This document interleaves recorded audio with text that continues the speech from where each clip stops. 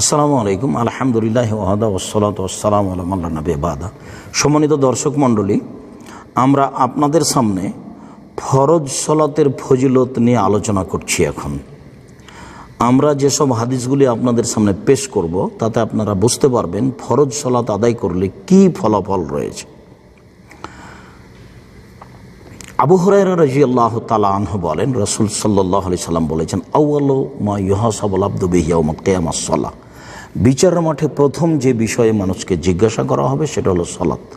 Fine সালাহাত সালাতুহু সালাহা Sairu আমালিহি। যদি তার সালাত ঠিক হয়ে যায় সব আমল ঠিক হয়ে যাবে। ওয়াইন ফাসাদাত ফাসাদাল্লাহু সাইরু আমালিহি। আর যদি সালাত না থাকে তাহলে সব আমল বাতিল হবে। তাহলে বিচারের মাঠে প্রথম জিজ্ঞাসা হচ্ছে সালাত। এরপরে আনাস রাদিয়াল্লাহু তাআলা আনহু বলেন, রাসূল সাল্লাল্লাহু আলাইহি সাল্লাম বলেছেন, সালাত তিন ভাগে বিভক্ত। 1 রুকু, 2 সিজদা, 3 পবিত্রতা। ওযু, রুকু, সিজদা। ফামান আদ্দাহা বিহাক্কিহা কবিলাত সালাতুহু কবিলা সাইরু আমালিহি। কেউ যদি ওযু, রুকু, সিজদা ঠিক মতো আদায় করে তাহলে তার সালাত কবুল হয়ে যাবে আর সব আমল কবুল হবে। ওয়াইন রুদ্দাত আলাইহি সালাতুহু। আর যদি ওযু, রুকু, সিজদা ঠিক না হয় তাহলে সালাত তার উপরে ফেরত দেওয়া হবে এবং কোনো আমলই কবুল হবে না। সম্মানিত দিনী ভাই বোন, সালাত এমন একটি ইবাদত যার উপরে নির্ভর করে অন্যান্য ইবাদত। সালাত এমন একটি ইবাদত যার উপরে নির্ভর করে অন্যান্য ইবাদত। যদি সালাত কবুল হয় তাহলে বাকি ইবাদত কবুল হবে, আর যদি সালাত কবুল না হয় তাহলে বাকি ইবাদত কবুল হবে না। সালাতের বিষয়টি অতীব গুরুত্বপূর্ণ। সম্মানিত দিনী ভাই বোন, আবু হুরায়রা রাদিয়াল্লাহু তাআলা আনহু বলেন, রাসূল সাল্লাল্লাহু আলাইহি ওয়াসাল্লাম বলেছেন, আসসালাওয়াতুল খামস আল জুমা ইলাল জুমা ওয়া রামাদান ইলা রামাদান মুকাফফিরাতুন লিমা বাইনাহুন্না ইজাজতানিবাতিল কাবায়ের। কেউ যদি আপনার 5 ওয়াক্ত সালাত আদায় করে আর জুমা থেকে জুমা, রামাজান থেকে রামাজান, তাহলে মধ্যে যত পাপ রয়েছে সব ক্ষমা হয়ে যাবে। আবু হুরায়রা রাদিয়াল্লাহু তাআলা আনহু বলেন, রাসূল সাল্লাল্লাহু আলাইহি সাল্লাম বলেছেন, আরাআইতুম লাউ আন্না নাহারান মিন বাবি আহলিকুম ওয়া ইয়াগতাসিলু ফিহি কুল্লা ইয়াউমিন খামসান। তোমাদের বাড়ির সামনে যদি একটা পুকুর থাকে, নদী থাকে, আর তাতে যদি তোমরা 5 বার গোসল করো, হাল ইয়াবকা মিন দারান হিসায়, তাহলে কি শরীরে ময়লা থাকতে পারে? কালুল্লাহ লা ইয়াবকা মিন দারান হিসায়। তো সাহাবীগণ বললেন, জি না, আমাদের বাড়ির সামনে যদি একটা নদী পুকুর থাকে তাতে যদি আমরা 5 বার গোসল করি তাহলে শরীরে ময়লা থাকবে না।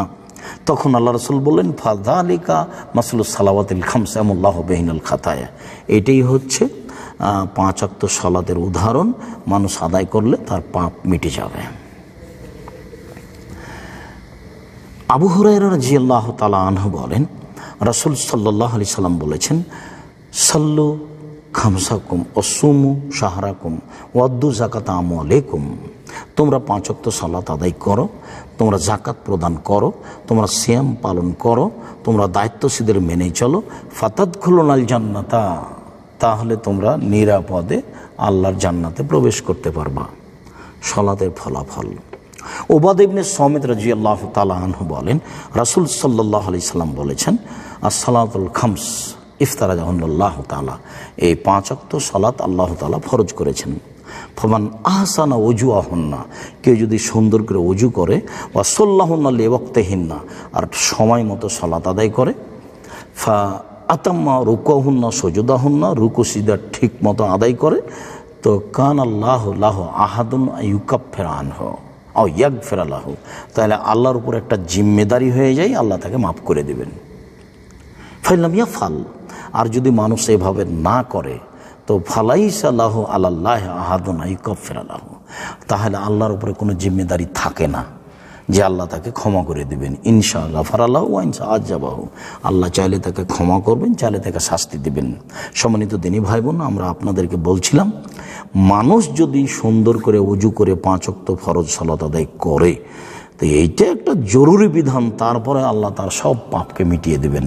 আল্লাহ আমাদেরকে হাদিসের প্রতি আমল করার তৌফিক দান করুক। আল্লাহুম্মা আমিন। আল্লাহু আ'লাম বিস-সাওয়াব। আসসালামু আলাইকুম।